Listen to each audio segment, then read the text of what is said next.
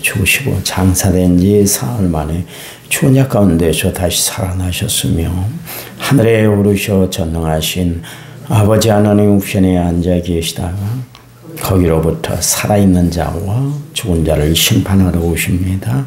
나는 성령을 믿으며 거룩한 공교회와 성도의 교제와 죄를 용서받는 것과 몸의 부활과 영생을 믿습니다. 아멘. 찬송가 383장입니다. 383장.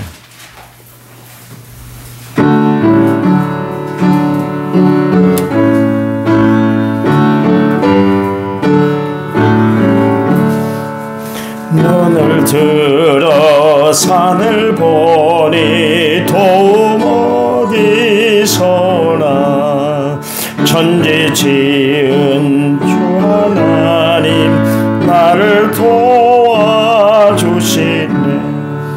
나의 발이 실족 않게 주가 깨어 지키며 택한 백성 항상 지켜 길이 보호하시네. 도우시는 하나님이 내게 그늘 되시니 낮의 해와 밤의 달이 너를 삼지 않겠네. 내게 화를 주지 않고 혼을 보호하시며 너희의 출입 지금부터 영영 인도하시리.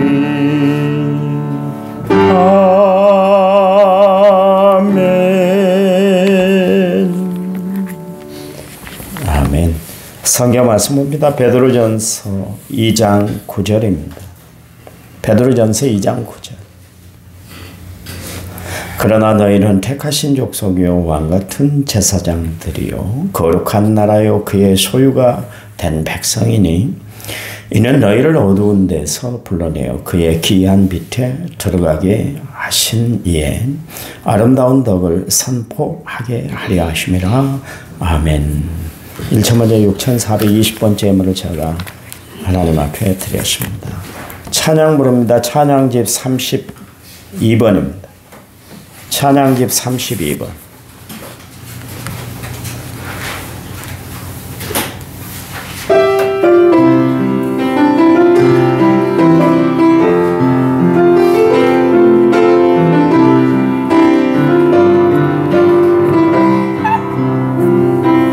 주님 것을 내 것이라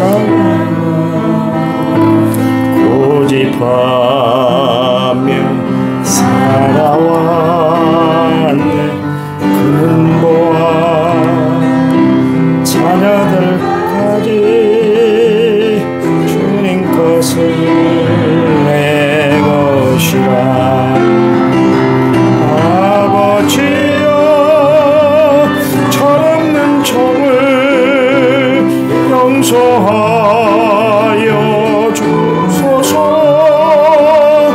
맡긴 사명 맡긴 예물을 주를 위해 쓰렵니다.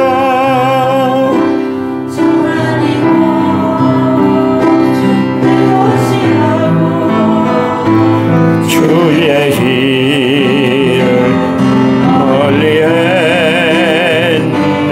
주시리도 주님이시요 쓰시니로 주님이라. 아버지여 불충한 종을 용서하여 주옵소서. 세상 유혹 다 멀리하고 주의 일만 하렵니다. 주님 사랑 받기만 하고 감사할 줄 왔었네. 주님 말씀 듣기만 하고 실행하지 못했었네. 아버지여 연약한 종을 용서하여 주옵소서. 주님 명령 순종하면서 주를 위해 살렵니다. 아멘. 하나님이 많고 많은 백성들 가운데 이스라엘 백성들을 택해서 세웠죠. 그것을 선민하셨다, 그렇게 이야기합니다. 그들은 이방인들과 자기들하고 차별을 두었다는 것 때문에 대단한 그 자긍심을 갖고 살았던 것이죠. 이방 사람들을 사람 취급하지 않았으니까요. 심지어 자기 동족들 중에 사마리아 쪽에 사는 사람들, 북이스라엘을 이루었던 사마리아 사람들을 향해서는 개처럼 여겼습니다. 그 정도로 자긍심이 컸는데 잘못된 자존심을 그렇게 세우고 살았던 것이죠. 또한 하나님이 그의 백성을 선택했다는 것은 책임져 주었다는 것이죠. 그리고 그들을 또 성민으로 세웠습니다. 거룩한 백성. 그래서 이방인들과 차별을 두게 그렇게 했습니다. 철저히 구별된 삶을 살게 했죠. 하나님이 이스라엘 백성들을 이렇게 선민 삼고 성민을 삼는 것은 그들을 구별시키고 차별화하기 위해서 하나님이 그렇게 하셨어요. 우리가 차별화한다, 그거는 그 다른 제품하고 다르도록 독특한 뭐가 있게 하는 것을, 그것을 차별화 두었다, 그렇게 이야기하지 않습니까? 구별한다는 것은 드러나도록 어떤 것을 이렇게 구분해 놓는 것, 그것을 구별한다, 그렇게 합니다. 그러니까 하나님이 이스라엘 백성들을 그렇게 선택하고 거룩한 백성으로 세웠다는 것은 참으로 큰 특혜였어요, 특혜. 그런데 그 이스라엘 백성들이 성민이 되고 그래서 구별된 백성으로 세웠다는 것이 이방인들과 도대체 무슨 구별이 됐는가? 두 가지가 있습니다. 하나는 거룩성입니다. 거룩성. 성결한 삶인 것이죠. 하나님이 내가 거룩하니 너희도 거룩해야 돼 말씀하셨잖아요. 그 말씀들이 그들에게 주어졌어요. 그래서 성경을 뒤져보면 온통 하나님은 그의 백성들에게 거룩을 요구하고 있는 것을 알 수가 있습니다. 심지어 구약 성경 레위기서를 여러분 보시면 합니다만은 거기에 그 이스라엘 백성들이 살아가는 데 삶의 규범을 이렇게 정해 놨잖아요. 그래서 그들이 먹어야 할 것, 또 먹지 않아야 할 것, 입어야 할 것, 그 의복까지도 심지어 어떻게 성생활할 것인가, 거기까지도 하나님이 자세하게 그렇게 세세하게 구체적으로 기록을 하고 있습니다. 그것을 보면 하나님은 그의 백성들에게 세심한 관심을 가지고 계시다는 것을 알 수가 있죠. 그만큼 하나님은 이스라엘 백성들이 세상 사람들과는, 이방 족속들과는 다른 삶을 살기를 원하셨다, 그런 이야기입니다. 하나님이 우리를 세우신 이유는 성민 삼기 위해서 하나님이 우리를 부르셨어요. 베드로 사도는 하나님의 백성, 성민이 된 이스라엘 백성들이 어떻게 살아야 할지에 대해서 거기에 대해서 자세하게 말씀을 하고 있는데요. 베드로뿐만 아니라 신명기에서도 나왔습니다만 하나님의 백성들이 지켜내야 할 그 말씀들을 지켜냈을 때 신명기서 28장 말씀에 보면 하나님이 모든 복을 쏟아부어 주시겠다, 이제 그렇게 말씀을 하셨죠. 또한 이스라엘 백성들이 성민이 됐다는 증거 중에 하나가 뭐냐면 그들에게 성전이 있었습니다. 성전은 하나님이 임재하는 것이고 이스라엘 백성들이 하나님 앞에 제사를 드리는 것이 바로 성전이에요. 하나님이 이스라엘 백성들에게 해년마다 남자들은 3번씩 성전에 모이게 하셨잖아요. 성전에 오도록 했어요. 하나님은 그렇게 성전에 나와서 예배하는 사람들을 만나주세요. 이스라엘 백성들에게 자신들에게 성전이 있다는 것은 대단한 자긍심이고 그들의 참 삶의 근간을 이루었던 것을 알 수가 있습니다. 하나님은 그래서 성전이 타락하는 것을 눈뜨고 보지를 못했어요. 왜냐하면 성전이 그들의 모습이니까. 그 성전이 타락했다는 것은 이스라엘 백성들이 타락했다는 거예요. 하나님은 오늘 우리 교회를 보고 계세요. 보고 계세요. 여러분이 어떻게 신앙생활하고 어떤 모습으로 헌신하고 있는가 하나님이 다 보고 계세요. 하나님이 보시는 교회예요. 근데 이스라엘 백성들이 하나님의 임재의 상징인 성전을 제대로 지키지 못하고 하나님 앞에 예배하지 못함으로 말미암아 어떻게 됐습니까? 심령이 타락했고 신앙이 부패하고 말았습니다. 예수님이 예루살렘 성전을 2번 방문하셨는데요. 공생의 시작쯤에 한 번 하셨고 또 예수님이 마지막 일주일 행적, 십자가를 지시기 위해서 일주일 행적 중에 또 한 번 성전을 방문하셨잖아요. 성전을 방문했는데 완전히 시장통이 됐어요. 그래서 노끈을 가지고 채찍을 만들어서 성전에서 장사하는 장사치들을 다 쫓아냈어요. 노끈으로 채찍을 만들어서 휘둘렀어요. 그리고 주님이 하신 말씀이 뭐냐면 내 집은 만민이 기도하는 집이다. 그렇게 이야기를 하고 있습니다. 하나님 영광 위에서 쓰여져야 할 그 하나님의 성전이 하나님 성전답지 못했을 때 예수님이 막 분노하셨다. 그런 이야기입니다. 우리가 하나님의 성전이에요. 하나님의 성전된 우리가 성전의 역할을 감당하지 못하면 하나님이 분노하세요. 여러분, 하나님은 마냥 좋으신 하나님이 아니세요. 우리는 착각하고 있습니다. 이렇게 내가 막 살아도 뭐 하나님은 나를 택해 줬으니까 끝까지 책임져 줄 거야. 근데요, 하나님은 진노의 채찍을 또한 드시는 분이라는 것을 우리가 알아야 돼요. 하나님 앞에 막 살아서는 안 되는 거예요. 막 살아서는 안 돼요. 정말 하나님 자녀답게 살아야 돼요. 그래서 말씀드립니다마는 성경을 기록한 기록자들 그 내용을 보면 우리가 믿음으로 구원 얻었다, 구원받았다, 그걸 강조하고 있는 반면에 구원받은 백성이 어떻게 살아야 할지 삶의 규범에 대해서도 소상하게 기록하고 있는 것을 알 수가 있어요. 막 살아서는 안 되는 거예요. 혈기 부릴 것 다 부리고 갈 것 다 가고 마실 것 다 마시고 볼 것 다 보고 할 짓 다 하고 살아서는 안 된다. 그런 이야기예요. 정말 하나님 백성다운 모습을 보이고 우리가 살아야 된다. 그런 이야기예요. 그래요. 예, 교회가 소중한가? 교회는 성전이기 때문에 거룩한 곳이기 때문에 그렇습니다. 여러분, 우리 자신을 참 우리는 귀하게 여기잖아요. 그래서 조금만 자존심을 건드리면 그것 때문에 어찌할 바를 모르고 막 화를 내고 분노를 감추지 못할 때가 있잖아요. 또 조금만 아파도 얼마나 엄살을 부리는지 몰라요.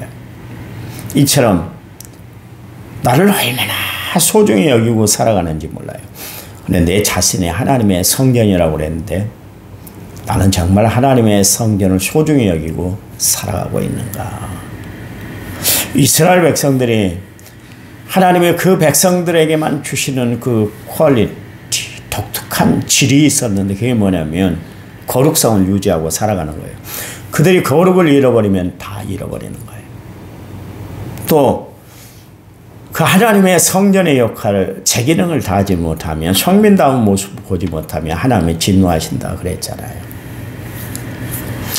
삶을 살아가면서 정말 말로만 하나님을 섬깁니다. 하나님 찬양합니다. 나는 하나님의 백성이에요. 나는 하나님의 자녀예요. 말로만 그럴 것이 아니라 내 행동으로 정말 하나님의 자녀다운 모습들을 보이고 살아야 될 줄 압니다. 오늘 본문에 보니까 성도의 신분에 대해서 이제 이야기를 하고 있는데 우리는 하나님의 택하신 족속이다 그랬습니다. 이 말씀은 이사야 43장 20절 말씀을 인용한 말씀인데요.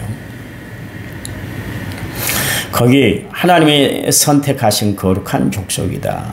하나님이 특별히 구별해내서 우리를 하나님의 자녀 천국 백성 되도록 하나님이 하셨다 그런 이야기입니다.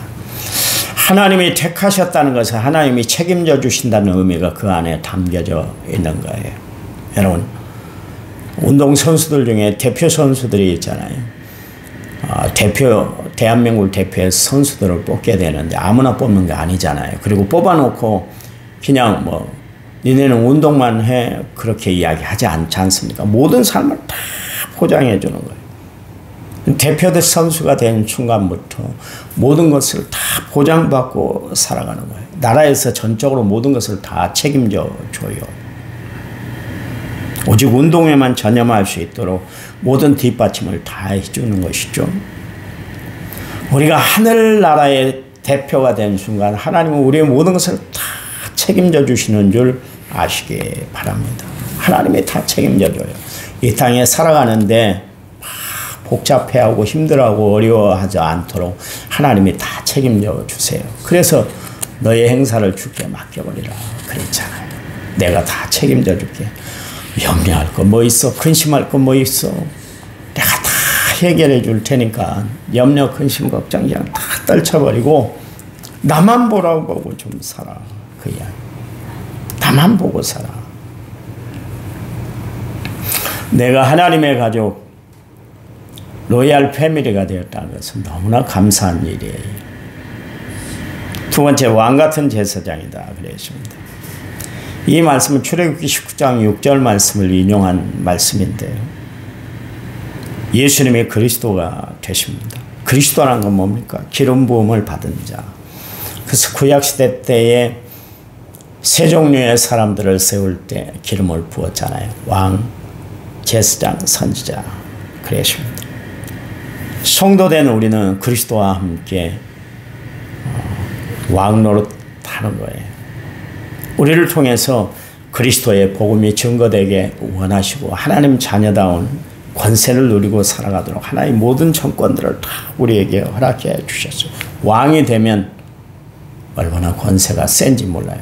왕 앞에 대통령 앞에 다 한마디 말도 못하고 신원도 못하고 바른 말도 못하고 옴짝달싹 못하잖아요. 옛날에 이명박 대통령이 대통령 됐을 때는 탁자 위에 손 얹는 걸 싫어한다고 그랬잖아요. 그래서 들어가기 전에 다 조심을 시켰대요. 대통령 앞에 섰을 때 그냥 손 바로 밑에다 내리십시오. 식탁 위에, 탁자 위에 올리면 안 돼요. 그랬대. 참 대단하다. 올리고 내리고가 뭐길래 그 말까지도 듣게 만들어요. 그게 대통령이고 왕이요. 왕이 죽어 사형시켜 버리면 사형이 집행이 되는 거예요. 대통령 권한이 있잖아요. 계엄을 선포하는 게 대통령 권한이야 그러면서 이야기를 합다만 혼돈에 빠지게 만들어 놓고. 여러분 대통령 왕이라는 권한은 대단한 거예요. 선포한 대로 이루어지는 거예요. 우리를 왕 같은 제사장이다. 왕이다. 그래서 우리가 선포한 대로 다 이루어져. 하나님이 우리가 선포한 대로 이루어지도록 역사하시잖아요. 얼마나 큰 권세를 우리에게 줬는지 몰라요. 그래서 영접하는 자 곧 그 이름을 믿는 자들에게는 하나님의 자녀가 되는 권세를 주셨다. 하나님의 자녀가 되었다. 그 이야기는 하나님이 누리게 하는 모든 것을 다 누리고 살게 하나님이 함께 하신다. 특혜를 주셨다. 그런 이야기. 여러분 그럭저럭 살아갈 인생이 아니라 그냥 막 좁은 마음으로 살지 마세요. 죄송한 이야기입니다만 쪼잔하게 살지 말래요. 넉넉하게 사세요. 예수 믿는 사람들은 넉넉하게 사는 거예요. 하나님을 사랑하고 교회를 사랑하고 주를 사랑하면 베풀어요. 주님이 말씀하셨잖아요. 주라! 그래야 하면 너에게 안겨주는데 흔들어 차고 넘치도록 너에게 안겨주신다. 그랬습니다. 인색함으로나 억지로 하지 말라. 여러분 교회 일을 하는데 주를 위해서 베푸는데 억지로 하지 못해서 하지 마세요. 인색함으로 하지 말고 넉넉한 마음으로 살아가시고 베푸는 성도들이 되시기 바랍니다. 근데 왕과 제사장이라는 이 직분은 권세를 누릴 수 있는 그런 직책이기도 하지만 책임이 막중한 직책이에요. 왕이라고 함부로 행동하고 왕이라고 함부로 해서는 안 된다니까. 지 성질 견디지 못해갖고 막 쏟아버리고 그러면 왕의 근엄이 없어지는 거예요. 사람들은 그때는 막 무서워서 어찌를 모르고 막 벌벌 떨지는 모르지만 마음대로 자기 직책을 정권을 가지고 막 휘두르라고 준 게 아니에요. 우리가 하나님 앞에 왕과 제사장이 됐는데 마음대로 살아버리라고 하나님은 우리에게 이 직책을 주신 것이 아니라 책임을 우리에게 주셨는데 책임이 뭔지 아세요? 영혼 구원하는 일이에요. 영혼. 그리고 하나님 나라가 우리를 통해서 증거된다는 사실을 여러분 기억하시기 바랍니다. 저는 늘상 그래요. 그 교인들 중에 실족을 해서 그냥 교회를 나오지 않는다든가 다른 교회를 가면 지금도 저는 그렇습니다. 양봉수 장로를 마음에 아직도 두고 있어요. 그리고 박향인 지사님 가족들을 아직도 마음에 두고 있어요. 전미수 권사를 위해서 지금도 기도하고 있어요. 여러분 나를 통해서 나가 아니지만 어떤 일들을 통해서 그들이 실족받으면 거기에 대해서 책임을 좀 질 줄 알아요. 기도하고 눈물 뿌리고 기도하고 그들이 돌아오든 돌아오진 않든 간에 책임을 질 줄 알아야 되잖아요. 나 한마디 행동을 통해서 그가 나오지 않았는데 내가 어떻게 편안하게 두 발 뻗고 잠을 잘 수가 있어요. 그렇잖아요. 책임이 있어요. 목사의 책임. 어제 이야기를 했습니다만 여러분들을 천국으로 인도할 책임이 나에게 있잖아요. 내가 끌고 들어가게 하는 것이 아니라 가이드하는 역할. 그 가이드를 여러분 가이드를 잘 만나야 여행이 즐겁고 정말 유익한 여행이 되는 것이지. 가이드를 잘못 만나면 고생만 하잖아요. 마찬가지. 저는 늘 마음의 부담과 짐이 그거예요. 왜 장로님들을 세웠을까요? 교회를 책임지고 기도하라고 세운 거예요. 다른 거 아니에요. 다른 거 하려고 하지 마세요. 뭔 의견에 반대하고 의견을 개진하라고 장로님들을 세운 것이 아니라 정말 기도하라고 세운 거예요. 교회 전체적인 걸 책임진 분들이 장로님들, 교인을 대표하는 사람들이 장로님 아닙니까? 기도해야 돼요. 권사님, 안수집사님을 왜 세울 것이에요? 그냥 똑같은 직분 집사만 있어도 돼요. 그런데도 왜 안수해서 집사를 세우고 권사를 추대해서 세울까요? 기도하라는 거예요. 기도. 마지막 때 우리가 해야 할 일은 우리에게 책임이 주어진 것이 있는데 기도하는 일이에요. 저는 우리 남원 성결교회 제가 퇴임할 때까지 그 이야기는 꼭 하고 갈 거예요. 기도하라. 이 자리가 가득 채워졌으면 좋겠어요. 하나님 감사합니다.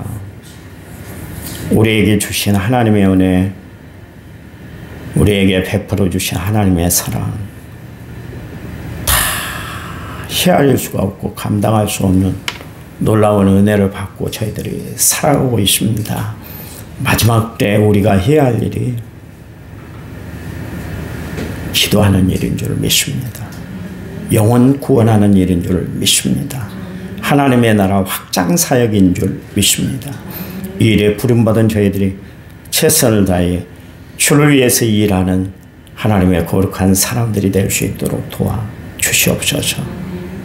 오늘 하루 살아갈 때 하나님의 말씀이 내 삶의 중심이 되도록 역사해 주시옵소서. 오늘도 기도합니다.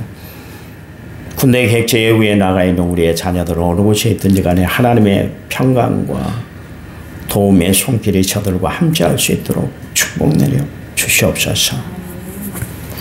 이제는 길이요 진리요 생명 되신 우리 주 예수 그리스도의 은혜와 하나님 아버지의 지극하신 사랑과 성령님 위로교통원의 충만한 역사가 오늘 말씀을 받은 모든 성도들 위해 이제부터 영원토록 함께 하시길 간절히 축원하옵나이다. 아멘. 아멘. 합심했어.